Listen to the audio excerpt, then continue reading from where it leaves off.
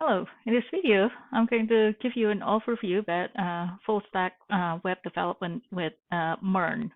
So that stands for Mongo, Express, React, and Node. So in this class, so far, we've learned HTML, we've learned CSS, we've learned JavaScript, and then we learned the React front-end library. And now we're going to add three more things to our arsenal. That will be MongoDB, that's a NoSQL database, Express, which is a package that comes with Node, and Node.js itself. And so first of all, let's define what full stack development is. So full stack development means you develop both the front end and the back end. So you write the user interface, the part that will run on the client side on the web browser, that's the front end. And you also write the code for the server that will serve up data to the front end, and normally the data will be coming in the form of REST API in a format that is called as JSON. JSON stands for JavaScript Object Notation, and this format is very much integrated with the JavaScript. If you use JavaScript, you can serialize and deserialize your object into this format with just one call. So we will look at this later as we are transferring data from our back end into our front end. Now let's look at the different technologies in the full stack web development. So in the old days, so we're talking like before year 2000-ish, we have LAMP, that stands for Linux, Apache, MySQL, and PHP. So this technology was the dominant technology for web development, and that was still going strong. And as Windows platform gets somewhat better, we also have what is called as WAMP. So instead of Linux, you have Windows machine running all these various server components. And later on, we started having JavaScript being standardized and getting more and more popular. So we start using JavaScript with a markup language, which is basically HTML, and an API format to communicate between the backend and the front end.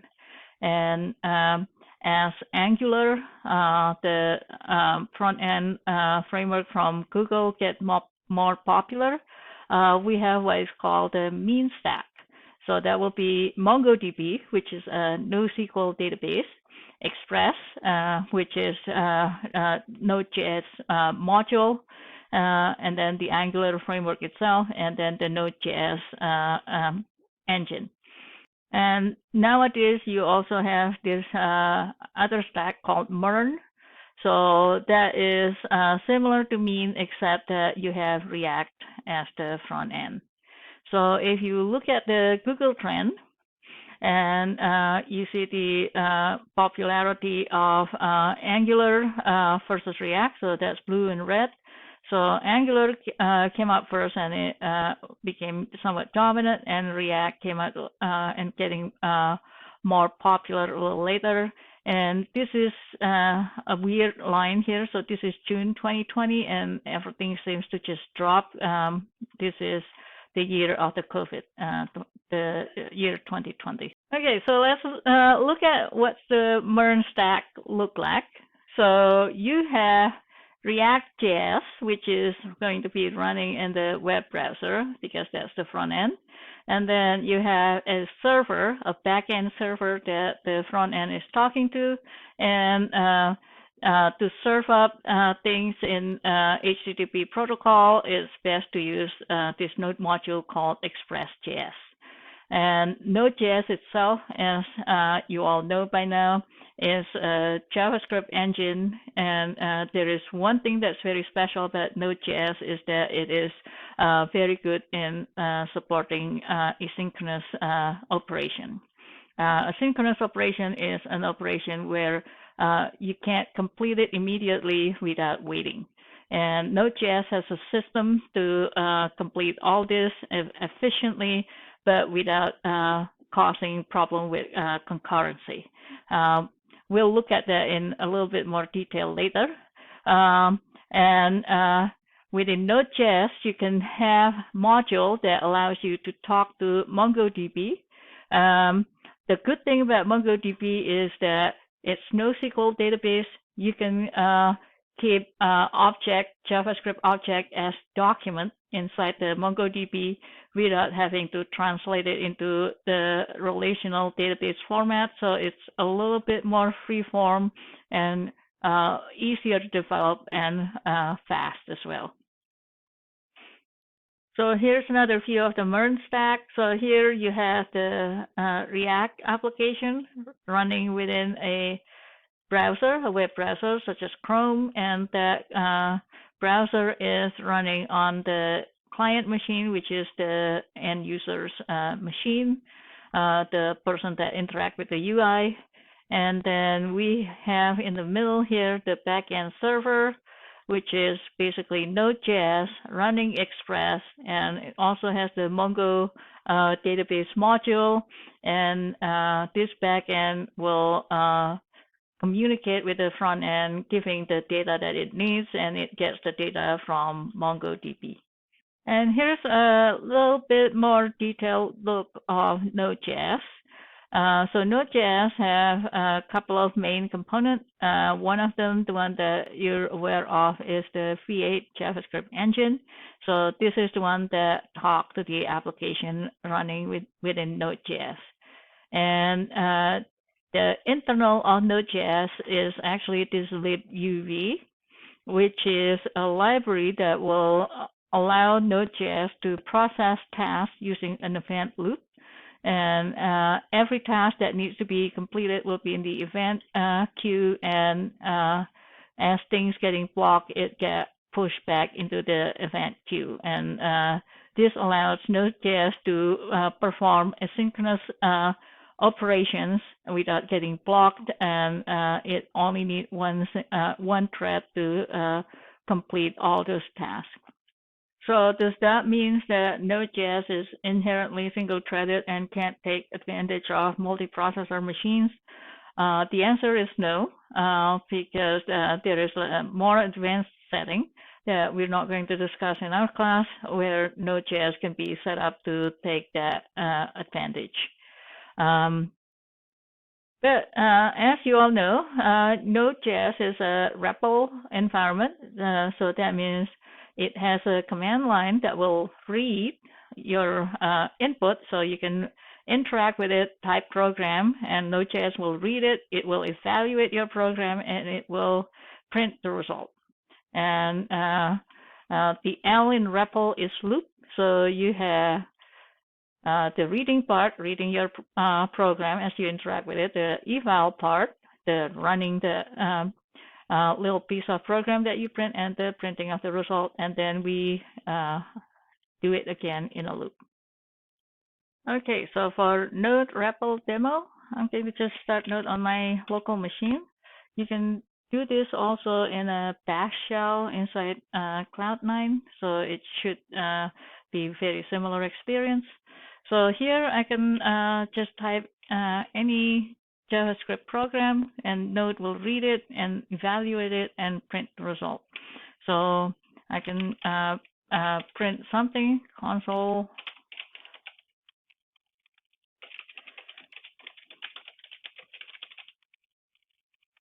and it will evaluate it and then print the result. In this case, console log does not return anything, so it just returns undefined.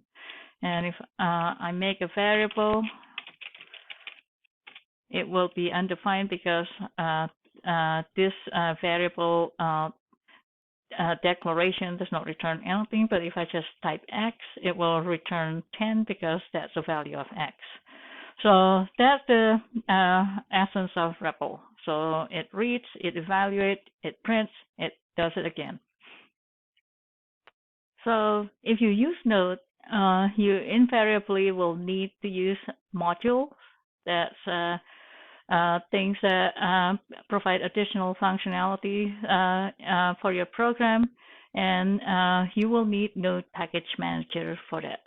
And Node Package Manager is called NPM, and it is actually will be installed when you install Node.js. And if you remember, you actually have been using NPM in your React application.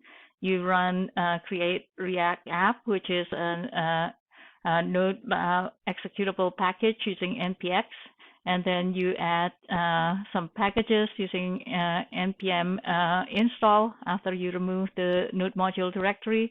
And we will learn later that you can install new packages into your application by using the command npm install followed by the package name. And you can also use different versions of the code dependency, and that will be specified in the JSON file that specifies your application configuration. It's called package.json. We will actually look at that later when we work on the assignment. And let's look at Express. So Express is a module that provides functionality of a web server. So it provides a web server framework for application that runs inside Node.js. And this is how you add Express. So you use npm install, and then the package name, and then there is the -- save. That means you will save the current configuration to package.json. And for more information about installation, you can follow this link. And this is Hello World Express style with Node.js. So here's what you do. You get the Express package into your app, and then you specify that your app is an Express app and what port you're listening in. And then you start the web server by calling app listen. And this is actually an async method that will just block, and it will just wait for any connection to the port here that you specify. And what you do when there's a connection, that will be where you specify the route for each one of the paths. So in this case, this is the default. If you don't specify any path, you will get the root path. And in this case, we'll just send a text saying hello world. So you will do all this in the assignment and more. So I'm not going to do a demo of this at the moment. And here's an example of more complicated request. So remember that there is the we have the HTTP GET request and HTTP POST. So this is a route for a GET request at the path called assignment, and there's a route for POST request coming to add grade path. And this is just a handler function, just like what we know in React. They're just function, and you can use the function keyword like this, or you can use the arrow function. They're equivalent for our purpose, and this defines what will happen when the requests come in.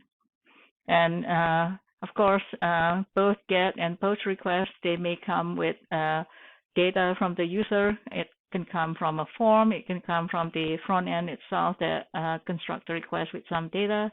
And that's something that the application can extract from the request. So we learn the Node part of MERN, the Express part of MERN, and the React part of MERN. That leaves us with the M of MERN, which is MongoDB. So MongoDB is a database server that is not a SQL database, so it's NoSQL. And what it has is it has a collection. It's a collection of rows in a table in a database. It has a collection of documents in a collections in a database. So the equivalency between construct in relational database and MongoDB is this. So database translates to database.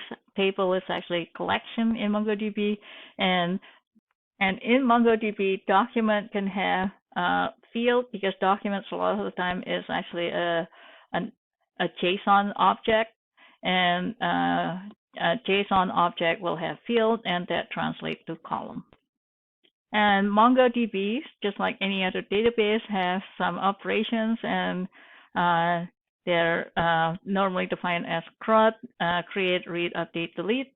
So the first thing that we need to do is we're going to have to create and populate our database, and then once we've done that, then we'd be able to retrieve data, read the data, and we'll also learn how to update our data using add and delete. We don't actually, in this class, we're not going to do a real update operation in the assignment, but you can find the detail yourself within the Mongo documentation. Okay, in this video, you learn about what is full stack web development. You learn about the various technologies for full stack, and you know that MERN is our full stack technology, and it is composed of MongoDB, Express, which is a Node module, React, which is a front-end library, and Node.js, which is going to be the engine that will run our back-end server. I hope this video helped.